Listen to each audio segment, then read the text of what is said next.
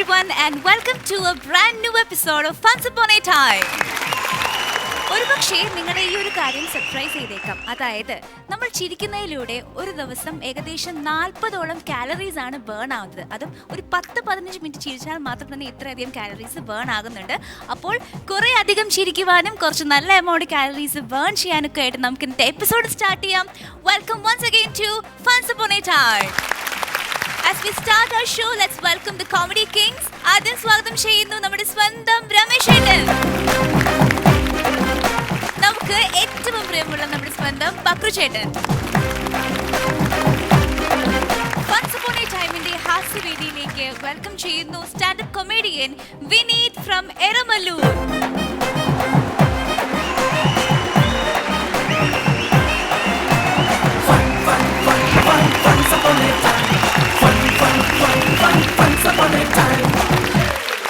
എല്ലാവർക്കും വലിയ നമസ്കാരം. ശരി, ഏതാണ് നമുക്ക് വിനീതിന്റെ പെർഫോമൻസിലേക്ക് കടക്കാം. All the best. Thank you ചേട്ടാ, ചേട്ടാ, ചേച്ചി. ഇന്നത്തെ ഒരു ദിവസം എനിക്ക് ഇത്രയും നല്ലൊരു കോമഡി തുടക്കത്തിൽ തന്നെ പറഞ്ഞ എന്നെ ഒരു വലിയ കൈയടി തരുവാണ്. അതല്ല ചേട്ടാ, അങ്ങനെ ചേച്ചിന്ന് വിളിച്ചല്ലേ എന്നെ ഇവിടെ എനിക്ക് കേൾക്കാൻ കരോള് വരുവാന്ന് ഓർത്ത് ഹാർട്ട് ബീറ്റ് കേട്ടതാ ഞാൻ. അല്ല ക്ഷമിക്കണം, ഞാൻ അങ്ങനെ ഒരിക്കലും വല്യമ്മമാരെ കയറി ചേച്ചിന്ന് വിളിക്കാൻ പാടില്ല. ക്ഷമിക്കുക, അത് ഒരു അബദ്ധം പറ്റിപ്പോയി. അത് ഇനി ആവർത്തിക്കില്ല ചേട്ടാ, ഞാൻ ഒരുപാട് ആവർത്തിക്കില്ല.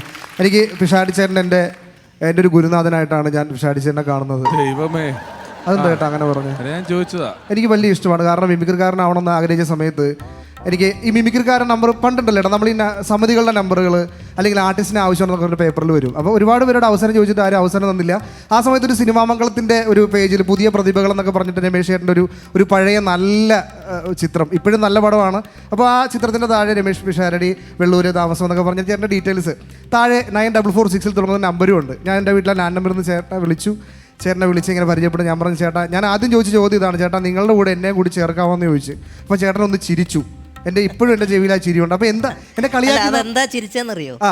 ചിരിച്ച വേറൊന്നുകൊണ്ടല്ല, നിങ്ങളത് മുഴുവൻ വായിക്കാഞ്ഞിട്ടാ സിനിമാ മംഗളത്തിൽ വന്നത്. സുമുഖനായ ഈ ചെറുപ്പക്കാരൻ മിമിക്രി ചെയ്യും, സിനിമയിൽ കൂടുതൽ അവസരങ്ങൾ തേടുന്നു, ഏത് റോളും വിശ്വസിച്ചേൽപ്പിക്കാം. എൻ്റെ അപ്പുറത്തെ വീട്ടിലെ നമ്പറാ അത്. അവിടെ ചെന്ന് ഫോൺ എടുക്കുമ്പം എൻ്റെ വിചാരം പ്രിയദർശനോ ജോഷിയോ വിളിക്കുവാന്നാ. ഹലോ പിഷാരടിയാണോ? ഞാൻ അത് എന്നെ എന്തിനേലും കൂട്ടണമെന്ന് ഒരാൾ ഇങ്ങോട്ട് വിളിച്ച് അത് കണ്ടിട്ട് പറഞ്ഞത്, അതുകൊണ്ടായിരിക്കും ഞാൻ ചിരിച്ചത്. അന്ന് നിർത്തിയതാണ്, കാശ് കൊടുത്ത് മാഗസീനിൽ പബ്ലിസിറ്റി കൊടുക്കുന്നത്. അപ്പോൾ എനിക്ക് അതൊരു വലിയ ഒരു ഇപ്പോൾ കേൾക്കുന്നവർക്ക് ഒരു വലിയ കാര്യമായിട്ട് തോന്നില്ലെങ്കിലും അന്ന് രമേശ് ചേട്ടൻ തന്നിട്ടുള്ള വാക്കുകളിലൂടെ തന്നിട്ടുള്ള ഒരു സ്നേഹമുണ്ട്. കാരണം എൻ്റെ അടുത്ത് തന്നിട്ട് എന്നെ ക്ഷണിച്ചു. ഞാനിപ്പോൾ തൃപ്പൂണിത്തറയാണ് താമസം. എനിക്ക് അന്ന് നിന്റെ ദുഃഖം മനസ്സിലാവുമായിരുന്നു, അതുകൊണ്ടാണ് ഞാൻ ആ സ്നേഹം കാണിച്ചത്. ഞാൻ തൃപ്പൂണിത്തറയാണ് താമസം. സമയം കിട്ടുമ്പോൾ മോർണിംഗ് പോരും, കുഴപ്പമില്ല. എന്തൊക്കെ ചെയ്യും? ഞാൻ പറഞ്ഞു, സാറ് ഞാനിങ്ങനെ പാട്ട് പാടും, മിമിക്രി സ്റ്റാറൊക്കെ പറയും, കുഴപ്പമില്ല കേട്ടോ, എന്തായാലും നീ പോരും, നല്ലതാണ്. അങ്ങനെ ഇടയ്ക്കിടയ്ക്ക് ചേട്ടനെ വിളിച്ച് ശല്യപ്പെടുത്തും. ചില സമയങ്ങളിൽ ചേട്ടൻ തിരക്കാണെങ്കിൽ പോലും പറയും. അങ്ങനെ ഇപ്പോൾ വിനീതാണ് ചേട്ടാ ചേർത്തല എന്ന് പറയുമ്പോൾ ആദ്യത്തെ ഒരു എന്താ പറയുക, ആളെ അറിയാത്തൊരവസ്ഥയൊക്കെ മാറി ഭയങ്കര ഇതായിരുന്നു. അങ്ങനെ ചേട്ടൻ ഒരു ദിവസം എൻ്റെ അടുത്ത് പറഞ്ഞു, നീ ഒരു കാര്യം ചെയ്യും, നീ ഇത്ര ദിവസം വിളിച്ചുകൊണ്ട് ഞാൻ പറയാം, ഇന്ന് ഉച്ചയ്ക്ക് ശേഷം ഞങ്ങൾ ഒരു ഷൂട്ടിന് വേണ്ടി ഇവിടുന്ന് പോകും, എറണാകുളത്ത് നിന്ന് തിരുവനന്തപുരം പോവുകയാണ്.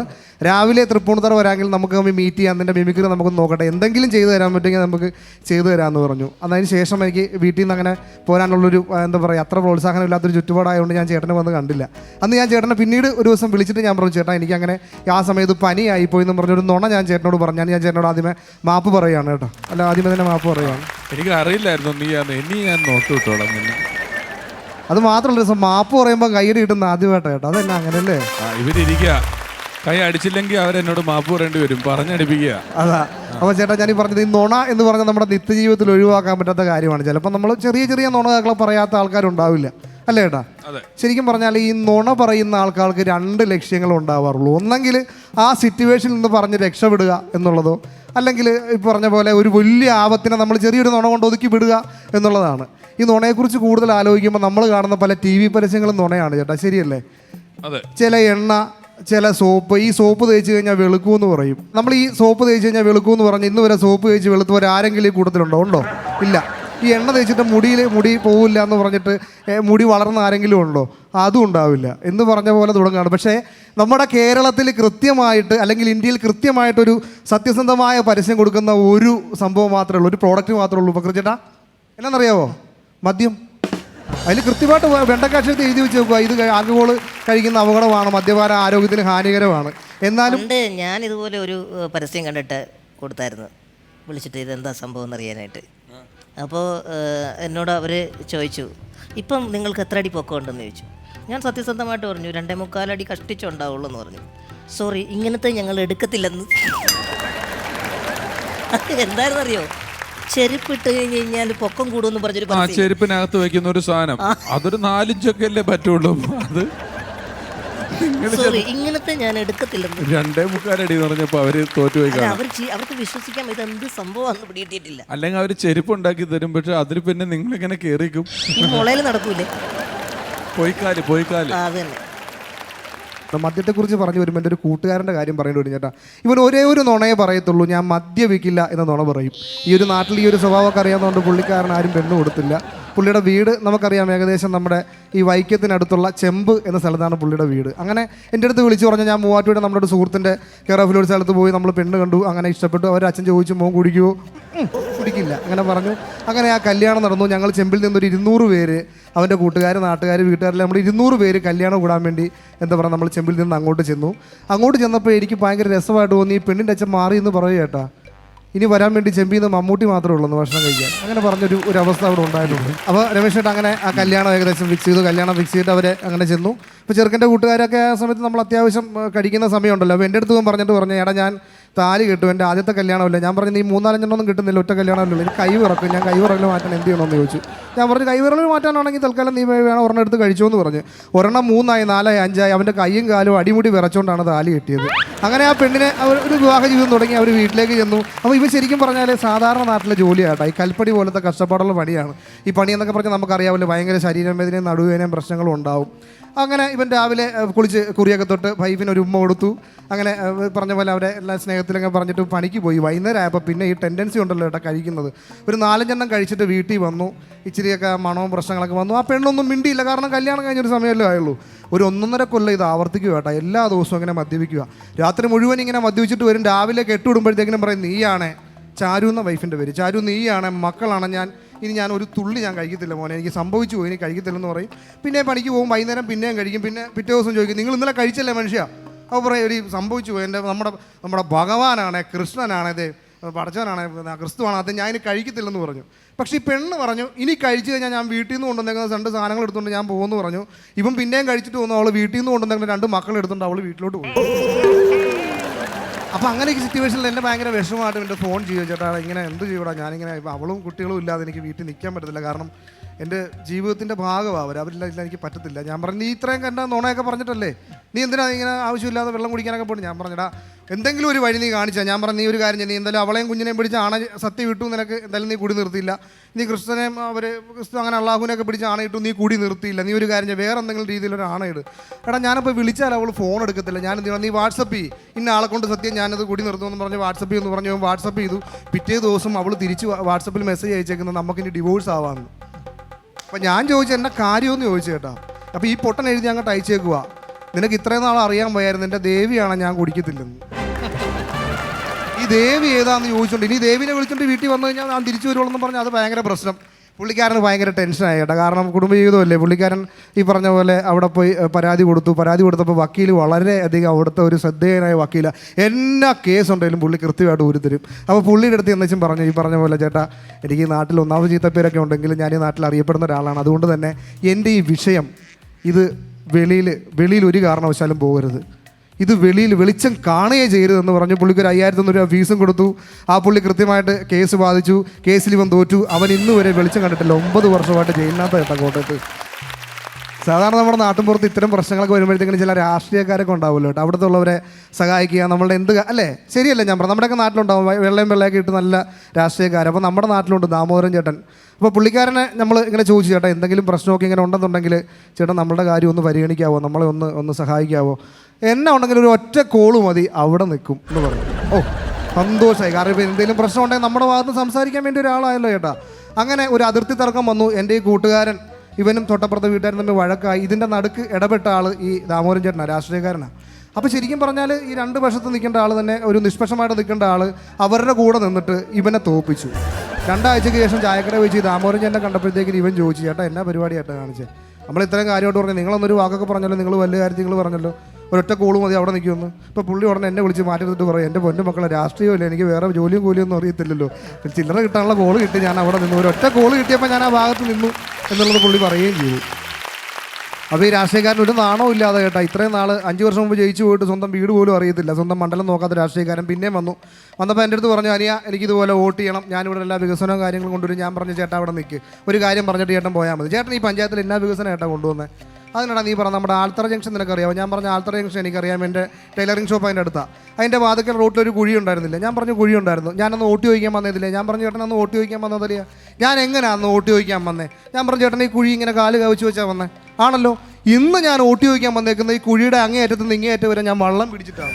ഒന്ന് ആലോചിച്ച് നോക്കി കേട്ടോ ആ നാടിൻ്റെ ഒരു അവസ്ഥ എന്ന് പറഞ്ഞു കഴിഞ്ഞാൽ. അല്ല, ചില ആൾക്കാരുണ്ട് ഞങ്ങളുടെ അവിടെ ഒരാളുടെ വീടിൻ്റെ മച്ചിൽ ഒരു വിരൽ കടത്താവുന്ന ഒരു തുള.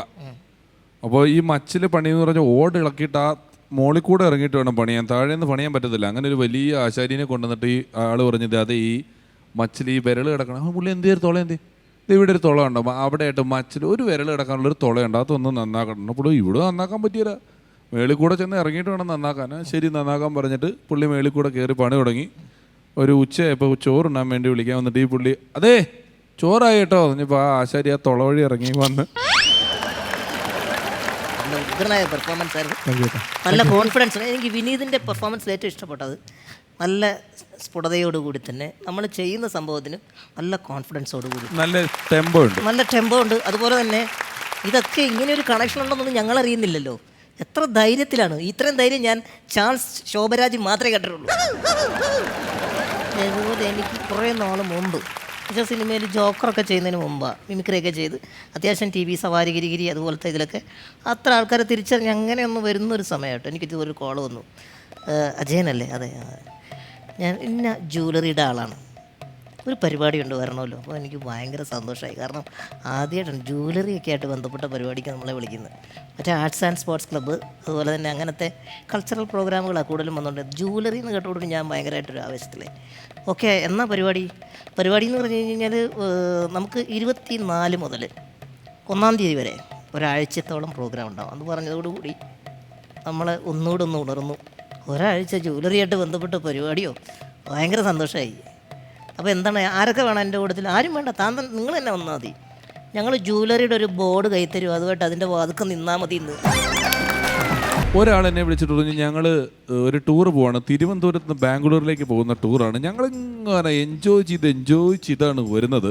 അപ്പോൾ ആലപ്പുഴയിൽ നിന്ന് ഇന്ന മിമിക്രിക്കാരൻ കയറുന്നുണ്ട്, പുള്ളിയുടെ ഒരു പെർഫോമൻസ് ഉണ്ട് ഞങ്ങളുടെ ബസ്സിൽ, പുള്ളി ചേർത്തല ഇറങ്ങും, പിന്നെ ഇവിടുന്ന് അടുത്ത ആൾ കയറും. അങ്ങനെ ഓരോ ജംഗ്ഷനിൽ നിന്നും കലാകാരന്മാർ ബസ്സിൽ കയറി പെർഫോമൻസ് ഒക്കെ ഉണ്ട്. അങ്ങനത്തെ ഒരു ട്രിപ്പ്. അപ്പോൾ എന്നോട് ചോദിച്ചു, പിഷാരടിക്ക് ഒന്ന് വൈറ്റിലേന്ന് നിന്ന് കയറിയിട്ട് ആലുവ ഇറങ്ങാൻ പറ്റുമോ? അതിനകത്ത് ബസ്സിൽ ഒരു ചെറിയ പരിപാടി അവതരിപ്പിച്ച് പോകാൻ പറ്റുമോ? ഞാൻ പറഞ്ഞു അന്ന്. പക്ഷേ അത് ചെയ്യാവുന്ന അവസ്ഥകളുണ്ട് കേട്ടോ. ഞാൻ അതൊക്കെ നല്ലോണം ചെയ്യുന്ന സമയം അങ്ങനത്തെ പരിപാടിയൊക്കെ ചെയ്യും. ബോട്ടിലും അതിലും കല്യാണ വീട്ടിലൊക്കെ പോണ സമയമാണ്. ഞാൻ പറഞ്ഞു കുഴപ്പമില്ല ചേട്ടാ, ഞാൻ ചെയ്യാം. ബസ്സിൽ നല്ല സൗണ്ടും പരിപാടികളൊക്കെ ഉണ്ടല്ലോ. ഞാൻ അവർ പറഞ്ഞ് സൗണ്ട് നമുക്ക് ശരിയാക്കാൻ കുഴപ്പമൊന്നുമില്ല, പക്ഷെ ഒരു കാര്യമുണ്ട്, ഞാൻ പിഷാരടിയാന്ന് ആരോടും പറയത്തില്ല. ഞാൻ പറഞ്ഞു വേണ്ട, കയറും പറഞ്ഞാൽ മതി. അല്ല, കയറുമ്പോഴും അറിയണ്ട, 2 മിനിറ്റ് കഴിഞ്ഞ് അറിഞ്ഞാൽ മതി. ഞാൻ 2 മിനിറ്റ് കഴിഞ്ഞിട്ട് എങ്ങനെയാണ് അറിയണത്? നമ്മുടെ വേറെ പരിപാടിയല്ലേ. ഞാൻ എന്താ വൈറ്റിലെന്ന് പിഷാരടി സാരി ഉടുത്ത് പെൺവേഷം ഇട്ടുകൊണ്ട് ഞങ്ങളുടെ ബസ്സിൽ കയറണം. എന്നിട്ട് ഞങ്ങളുടെയൊക്കെ കൂട്ടത്തിൽ മറ്റേ കാബ്രെ കളിക്കുന്ന പോലെ ഡാൻസ് ആലുവ വരെ എന്നിട്ട് ഞാൻ ആലുവയിൽ വിത്ത് പെൺവേഷം ആലുവയിൽ ഇറങ്ങിയിട്ട് റോട്ടിൽ നിന്ന് ഡ്രസ്സ് മാറിയിട്ട് വീട്ടിൽ പോകണമെന്ന്. പക്രുചേട്ടൻ കഥകൾ ഇഷ്ടം പോലെ ഉണ്ട്. പലരും തെറ്റിദ്ധരിച്ചിട്ടും അല്ലാതെയൊക്കെ. ഞങ്ങൾ വേറൊരു പരിപാടിക്ക് പോയപ്പം പരിപാടി തുടങ്ങുന്നതിന് മുമ്പ് അവിടെ അടുത്തൊരു വീട്ടിൽ ഞങ്ങളെ നിർത്തിയിരിക്കുകയാണ്. അപ്പോൾ ആ വീട്ടിൽ ചില കുഞ്ഞുങ്ങളൊക്കെ ഉണ്ട്. 9:30 മണിയൊക്കെ ആയി. പരിപാടി ഒരു 10-11 മണിയാവും തുടങ്ങാൻ. അപ്പോൾ ഞങ്ങൾ അവിടെയൊക്കെ ഇറങ്ങി നടക്കുമെങ്കിൽ പക്രുചേട്ടനെ അങ്ങനെ പുറത്തിറക്കി വിടില്ല. കാരണം എന്താ, പക്രുചേട്ടൻ്റെ ഒരു പ്രശ്നം എന്താണെന്ന് വെച്ച് കഴിഞ്ഞാൽ, നമ്മൾ ഇന്നാൾ പറഞ്ഞ പോലെ പക്രുചേട്ടനെ പെട്ടെന്ന് ആൾക്കാരെ എടുത്തോണ്ട് പോക്കളയും. നമ്മളൊന്നും എടുത്തോണ്ട് പോകുന്ന പേടിക്കേണ്ട ആവശ്യമില്ലല്ലോ. പക്രുചേട്ടൻ അങ്ങനെയല്ല. ഇങ്ങനത്തെ ഫിഗർ ഒന്നും അല്ല കേട്ടോ, കുട്ടികളുടെ ഒരു മുഖം, താടി മീശയൊന്നും പക്രുചേട്ടൻ ക്ലീൻ ഷേവ് നടക്കുന്ന സമയമാണ്. അപ്പോൾ ചില മദ്യപാനികളൊക്കെ എടുക്കുകയൊക്കെ ചെയ്തു കഴിഞ്ഞാൽ ഹെൽത്തിനും അല്ലെങ്കിൽ എന്തെങ്കിലും ചെയ്തു കഴിഞ്ഞാൽ പ്രശ്നമില്ല. അപ്പോൾ പക്രുചേട്ടൻ അങ്ങനെ വെറുതെ ഇറങ്ങി നടക്കില്ല. അദ്ദേഹം അവിടെ തന്നെ ഒരു റൂം ചോദിച്ചു, അവിടെ പോയി കിടന്നു. റൂമിലാണെങ്കിൽ കുഞ്ഞു പിള്ളേർ 2 കിടപ്പുണ്ട് അവിടെ, അവരുടെ എങ്ങാണ്ട്. അപ്പോൾ അവിടെ കിടക്കുന്നുണ്ട്. സംഗതി എന്താണെന്ന് വെച്ച് കഴിഞ്ഞാൽ കുറച്ച് കഴിഞ്ഞാൽ വന്നപ്പോൾ തൊട്ട് പക്രു ചേട്ടൻ എന്തെന്നില്ലാത്ത ഒരു ചിരി മുഖത്ത്, ഒരു ആനന്ദം, ഞാനിതിനു മുമ്പ് കോളേജിൽ നിന്ന് ടൂർ പോയിട്ട് താജ്മഹൽ കണ്ടപ്പോൾ കുറേ സുഹൃത്തുക്കളുടെ മുഖത്ത് ഈ സന്തോഷം, ഈ ഒരു എന്തോ നേടിയ ലോകം കണ്ട ഒരു സന്തോഷം പക്രുച്ചേട്ടൻ്റെ മുഖത്തുണ്ട്. അപ്പോൾ എന്താന്ന് ഞാൻ ചോദിച്ച് എന്തായിട്ടും പറയുന്നില്ല. പിന്നെ ആ സന്തോഷം കണ്ടില്ല. സംഗതി എന്താന്ന് വെച്ച് കഴിഞ്ഞാൽ ഒരു സുന്ദരിയായ സ്ത്രീ ആ മുറിയിലേക്ക് വന്നു ഉത്സവത്തിന് പോകാൻ വേണ്ടിയിട്ട് വന്നപ്പം പിള്ളേരല്ലേ കട്ടിലേക്ക് കിടക്കണേന്ന് ഓർത്ത് ആ സ്ത്രീ സാരി മുഴുവൻ ഊരി മാറി എടുത്തിട്ട് പോയി. ആ മുറിയിൽ കുഞ്ഞുങ്ങളുടെ കൂട്ടത്തിൽ ഒരു മനുഷ്യൻ. ഞാനൊരു മാന്യായതുകൊണ്ട് ഞാൻ അങ്ങനെ തന്നെ കണ്ണടച്ച് കിടന്ന് ഉറങ്ങി. എനിക്കൊരു ചെറിയ കാര്യം ടെൻഷനേ ഉള്ളൂ. ഇനിയിപ്പോൾ ഡയാന എന്നെ ആ മുറി കയറ്റത്തില്ലല്ലോ.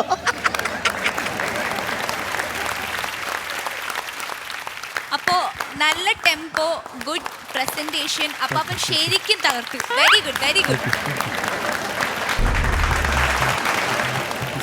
വന്നല്ലോ. ഈ ഒരു സമയം പുള്ളിക്കുള്ളതാ. എനിക്ക് ഞങ്ങളും ഇപ്പൊ തന്നെ വലിയ നല്ല ബന്ധമായി, പരിചയം അല്ലേ? എന്താ വന്നു?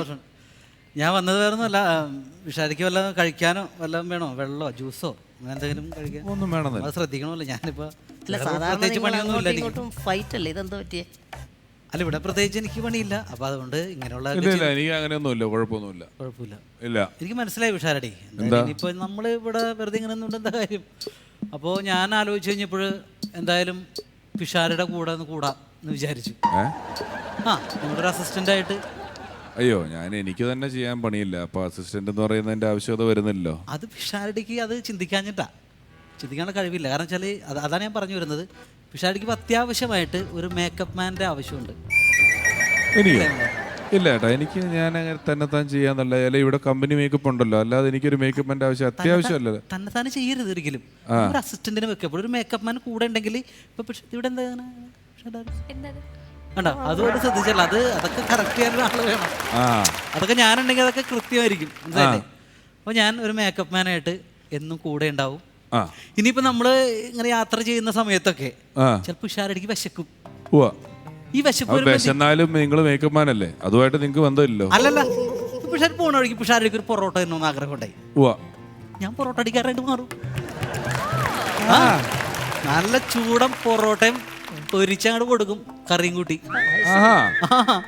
അത് ഗംഭീരമല്ല. അപ്പൊ മേക്കപ്പ് മാനിന്ന് മാറി ഒറ്റയടിക്ക് പൊറോട്ടടി പരിപാടികൾ ചെയ്ത് നമുക്ക് വേണ്ടി ചെയ്തു തരും. ഈ പൊറോട്ടടിയൊക്കെ നിസ്സാര ജോലിയല്ല കേട്ടോ, അതിനൊരു താളവും ക്രാഫ്റ്റ് ഉണ്ട്. പിഷാരടിക്ക് വേണ്ടി ഇതൊക്കെ ചെയ്യാന്ന് വെച്ചാലേ നമ്മൾ റിസ്ക് എടുക്കണ്ടേ? ഇതൊന്നുമല്ല പ്രശ്നം. ഇതും കഴിഞ്ഞിട്ട് ഇനിയിപ്പോ എവിടെയെങ്കിലും ഒന്ന് വണ്ടിയിൽ നിന്നൊക്കെ ഇറങ്ങുന്ന സമയത്ത് എവിടെയെങ്കിലും ഷർട്ടൊക്കെ ഒന്ന് കുളത്തി ഒന്ന് കീറി. അല്ല, ഷർട്ട് കീറിയാല് ഭക്ഷണം പാചകം ചെയ്യാൻ അറിയുന്ന ഒരാള് മേക്കപ്പ് മാത്രം ചെയ്യാൻ അറിയുന്ന ഒരാളും എന്ത് ചെയ്യാനാ? അവിടെ ഞാൻ തയ്യൽക്കാരനായിട്ട് കയറൂലേ? ഞാൻ അടിച്ചാല ഫിനിഷ് ആയിട്ട് തരും. മറിച്ച് തിരിച്ചു നോക്കിയാൽ കണ്ടിക്കാൻ പറ്റില്ല. കോസ്റ്റ്യൂം ചെയ്യും. കോസ്റ്റ്യൂമറായിട്ട് നമ്മുടെ അടുത്ത പരിപാടികൾക്ക് കോസ്റ്റ്യൂം ഒക്കെ ചെയ്യാൻ പറ്റും. കോസ്റ്റ്യൂമറായിട്ട് വെക്കും. അത് ഭയങ്കര മൾട്ടി ടാസ്കിങ് ഇനിയുള്ള കാലത്ത് നമ്മൾ ഉറപ്പായിട്ടും ആവശ്യമുള്ള ഒരു സാധനമാണ്. ഒരാൾ അങ്ങനെ ഒരു പണിയേ ചെയ്യുള്ളൂ എന്ന് പറയരുത്. എല്ലാം അറിയുന്നത് വളരെ നല്ല കാര്യമാണ്. ഇനിയിപ്പോ പിഷാരടിയുടെ കുറച്ച് പറയുകയാണെങ്കിൽ പിഷാരടി വണ്ടി സ്വന്തം ഓടിച്ചാണോ പോണേ? കുറെയൊക്കെ ഓടിക്കും. ഒരു ഡ്രൈവറുണ്ട്, ആളുണ്ട്. സ്ഥിരമായിട്ട് ഒരാളുണ്ട്. നമ്മളൊരു സ്റ്റാർ ആവണ സമയത്ത് നമ്മൾ ഒറ്റക്കൊന്നും അങ്ങനെ വണ്ടി ഓടിച്ച് പോരുത്. നമ്മളത്ര സ്റ്റാർ അല്ലല്ലോ. അവിടെ ഒരു ഡ്രൈവറുടെ വേഷത്തിൽ ഞാൻ വരും. അല്ല, അങ്ങനെയാണ് ഒരു കാര്യം ചെയ്യും. എൻ്റെ കൂടെ കൂടി. കാരണം എനിക്ക് ഇത്രയും കഴിവുള്ള ഒരാളെ എനിക്ക് വേണം. ആണോ? എൻ്റെ കൂടെ നിൽക്കുമോ? 8 എത്ര? 8 16 7 14. അപ്പൊ കണക്കറിയാം. അറിയാം. പിന്നെ അപ്പൊ പറ്റിക്കാൻ പറ്റില്ല. ഇതാണെങ്കിൽ നമ്മുടെ കളി നടക്കും. ഇനിയിപ്പോ ഇത് എല്ലാം വിട്ടേക്ക്. ഡ്രൈവറായിട്ട് നിങ്ങൾ കൂടി ഞാൻ ഓടിക്കുന്നു. നമ്മൾ കറങ്ങി പല ഭാഗത്തേക്ക് കൂടിയൊക്കെ ഞാൻ കൊണ്ടുപോകുന്നു. ഇത് സേഫ് ആയിട്ട് ഞാൻ കൊണ്ടുപോകുന്നു. നമുക്ക് ഷൂട്ടിംഗ് ലൊക്കേഷനിലൊക്കെ ഷൂട്ടിംഗ് ലൊക്കേഷൻ അതാണ് അതിലേക്ക് വരുന്നത്. ഷൂട്ടിംഗ് ലൊക്കേഷൻ കൊണ്ട് ഞങ്ങൾ നിർത്തുന്നു. പിഷാരടി ഇറങ്ങി ചെയ്തു. പക്ഷേ അവിടെ വേറെ കേസുണ്ട്. അന്നത്തെ ദിവസം പിഷാരടിക്ക് പനി വന്നിന്ന് ഞാൻ പ്രാർത്ഥിക്കണം. പിഷാരടിക്ക് പനി വന്നപ്പോൾ ഞാൻ പ്രാർത്ഥിക്കുകയാണ് പനി മാറിയില്ല. അപ്പം പിഷാരടിക്ക് അഭിനയിക്കാൻ പറ്റൂല അവിടെ. അന്നത്തെ ദിവസം അഭിനയിക്കാൻ പറ്റില്ല. നിങ്ങൾ എന്ത് ചെയ്യാനാ? അല്ല, ഡയറക്ടർ അപ്പം തന്നെ ചൂടായി. നിങ്ങൾക്ക് പനിയാണ്, നിങ്ങൾ അഭിനയിക്കണ്ട, പകരം വേറെ ആളെ അഭിനയിക്കണമെന്ന് പറഞ്ഞു. അവിടെ ഞാൻ പിഷാരടിനെ സഹായിക്കും. എങ്ങനെ? ഞാൻ കയറിയാണ്ട് അഭിനയിക്കും. ആഹാ. മനസ്സിലായോ? അല്ല, ഒരു ഇത്രയും ലക്ഷം രൂപ മുടക്കി ഇത്രയും ആൾക്കാർ ഒരു പരിപാടി ചെയ്യുമ്പം ഞാൻ കാരണം ഷൂട്ട് മുടങ്ങരുത്, നിങ്ങൾ അവിടെ കയറി അഭിനയിക്കുന്നതിൽ എനിക്ക് സന്തോഷമുള്ളൂ. അങ്ങനെയാണ് നമ്മൾ വേണ്ടത്. ഒരു സ്പോർട്സ്മാൻ സ്പിരിറ്റിൽ വേണം നമ്മൾ അത് എടുക്കാൻ. അപ്പം ഇത്രയും പ്രതിഭയുള്ള സ്ഥിതിക്ക് നിങ്ങളിപ്പോൾ ഇതുവരെ പറഞ്ഞു വന്ന പ്രതിഭകളെല്ലാം വെച്ചിട്ട് പറയുകയാണെങ്കിൽ വേണമെങ്കിൽ ശിഷ്ടജീവിതം നമുക്ക് ഒന്നിച്ച് പോവാം. കാരണം ഇപ്പം നിങ്ങളെപ്പോലെ ഒരാൾ കൂടെ ഉണ്ടെങ്കിൽ നമുക്ക് വല്ലപ്പോഴും ഒരു തലവേദന വന്നാൽ ഒരിത്തിരി അമൃതാഞ്ജനം പുരട്ടിത്തരാൻ ഒരാൾ കൂടെ ഉള്ളത് നല്ലതല്ലേ? അതെ അതെ അതെ. എൻ്റെ പട്ടി വരുതില്ല. തുഷാരടിക്ക് നേരത്തെ പനി വന്നപ്പോൾ ഞാൻ കയറി സിനിമയിൽ അഭിനയിച്ചില്ലേ? അങ്ങനെ സിനിമയിൽ അഭിനയിച്ച ഞാനാരാ? സ്റ്റാർ ആയ ശേഷം നിങ്ങളുടെ നെറ്റിയിൽ അമൃതാഞ്ജനം ഇട്ട് തരേണ്ട ഗതികേട് എനിക്കുണ്ടോ? ഞാൻ നിങ്ങൾക്ക് അമൃതാഞ്ജനം ഇട്ട് തന്നത് ആരെങ്കിലും പുറത്തുനിന്ന് അറിയാതെ ഷൂട്ട് ചെയ്ത് സോഷ്യൽ മീഡിയയിൽ ഇട്ട് കഴിഞ്ഞാൽ എൻ്റെ അഭിമാനം, എൻ്റെ ഇമേജ് എല്ലാം ഇടിയൂലേ? ഞാൻ വളർത്തിക്കൊണ്ടുവന്ന എൻ്റെ ഇത് ഇവിടെ നഷ്ടപ്പെടുകയാണ്. പക്ഷേ മനസ്സിലാക്കണം, ഇതിന് വേണ്ടിയാണോ ഞാൻ ഇത്രയും നാളെ നിങ്ങളുടെ പെട്ടി ചുമന്നത്? ഇപ്പോൾ പൊറോട്ട ഉണ്ടാക്കി തന്നത് ഇതൊക്കെ ചെയ്തു തന്നതിനാണോ? മാർക്കറ്റ് ഇടി മിസ്റ്റർ മാർക്കറ്റ്. ഞാനൊരു സ്റ്റാർ ആയാൽ നിങ്ങളെ പോലുള്ളവരൊക്കെ നിർത്തേണ്ട സ്ഥലത്തെ ഞാൻ നിർത്തുള്ളൂ.